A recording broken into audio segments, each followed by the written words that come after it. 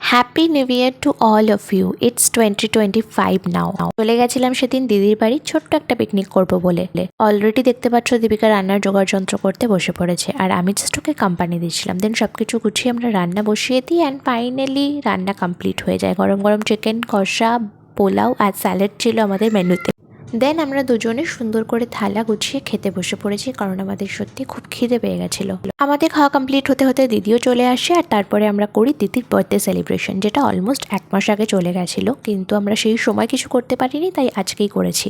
আমরা দিদির জন্য দুটো ছোট গিফট আর দুটো পেস্ট্রি নিয়ে এসেছিলাম। তো সেদিন আমরা এভাবেই দিদির বার্থডে সেলিব্রেট করি। আর নিউ ইয়ারের সকালটা তো বেশ হ্যাপেনিং হলো, দেখতেই পেলে তোমরা, বেশ মজা করেই কাটালাম। হোপ কি বাকি বছরটাও যেন এরকমই ভালো কাটে। বাকি তারপর সব কিছু শেষ করে আমরা একটু আড্ডা মারি, বসে গল্প টল্প করি, ছবি তুলে বেরিয়ে চলে আসি বাড়ি আসার জন্য।